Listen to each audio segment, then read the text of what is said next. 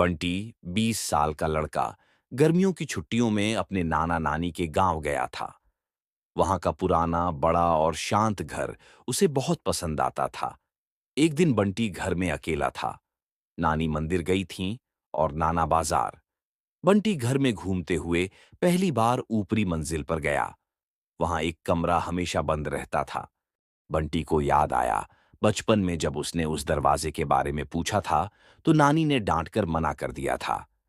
पर अब वो 20 साल का था। उसे किसी से डर नहीं लगता था।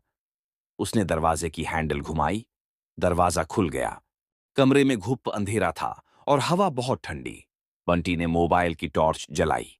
कमरे में सिर्फ एक लकड़ी की कुर्सी, एक टूटे आईने और एक पुराना रबर का गुड्डा जमीन पर पड़ा था। बंटी को हंसी आई। इतना ड्रामा और अंदर बस ये सब।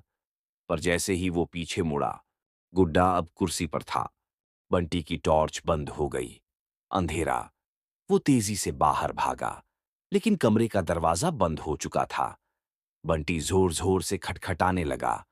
कोई है, दरवाजा खोलो। तभी कमरे में किसी के फुसफुसाने की आवाज आई। तू भी मुझे छोड़ देगा जैसे सब छोड़ गए। बंटी चौंका। उसने मोबाइल निकाला, स्क्रीन ऑन की और देखा उसका चेहरा मोबाइल में नहीं दिख रहा था। अब बंटी को याद आया, उसकी माँ ने बताया था कि इस घर में उनकी एक बड़ी बहन थी, राधा, जो बहुत अकेली रहती थी और एक दिन कमरे में बंद होकर मर गई। उसे बस एक गुड्डा ही अपना दोस्त लगता था।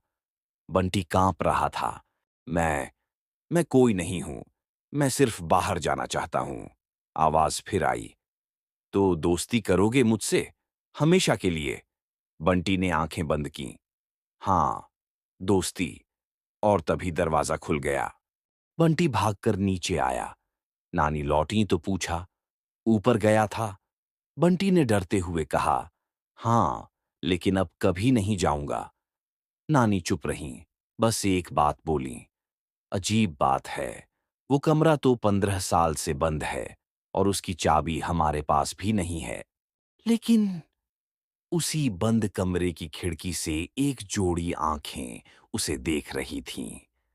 वही रबर का गुड्डा अब खिड़की पर बैठा था और उसकी शक्ल पर एक हल्की सी मुस्कान थी।